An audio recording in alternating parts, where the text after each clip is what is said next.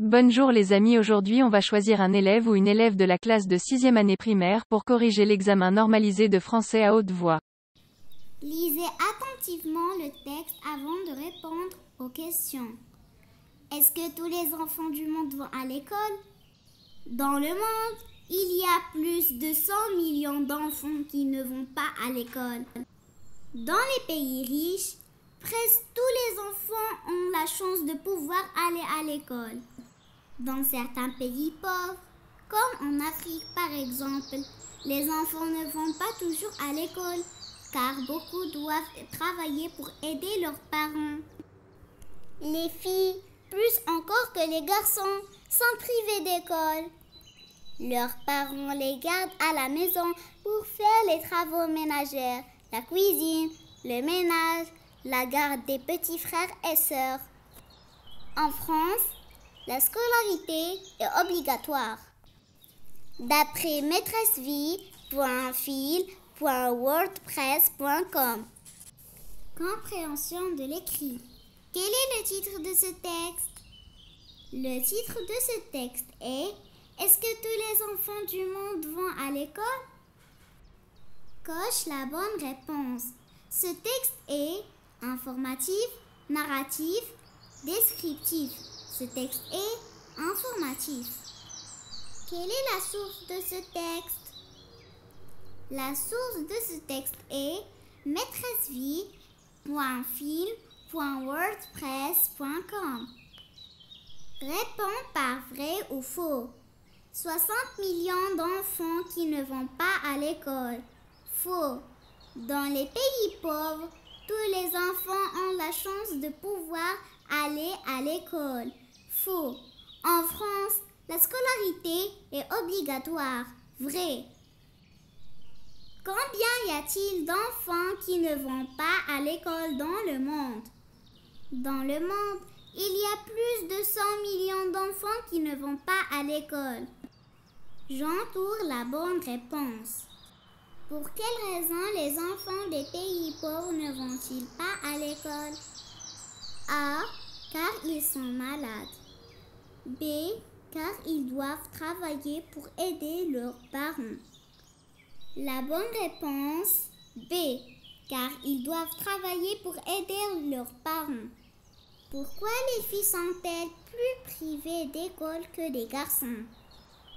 Car leurs parents les gardent à la maison pour faire les travaux ménagers, la cuisine, le ménage, la garde des petits frères et sœurs.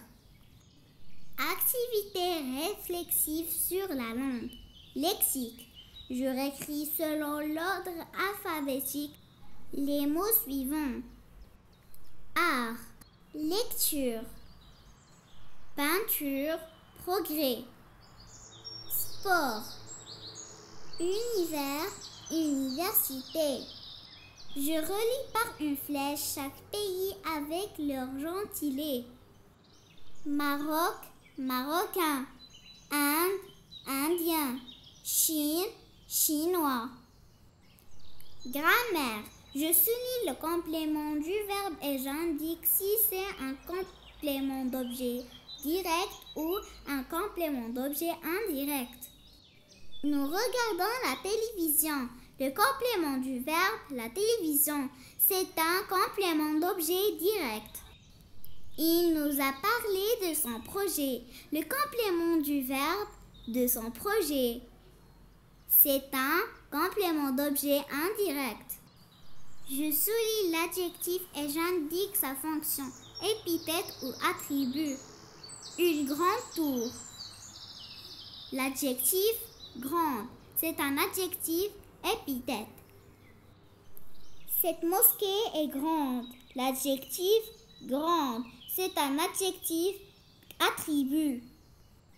Je coche la case qui convient. Est-ce que tous les enfants du monde vont à l'école? Non. Alors, c'est une interrogation totale. Je transforme cette phrase en phrase nominale. Cette maison est grande. Quelle grande maison? Je complète les phrases en utilisant les éléments de la négation suivants. Ne pas, pas. A.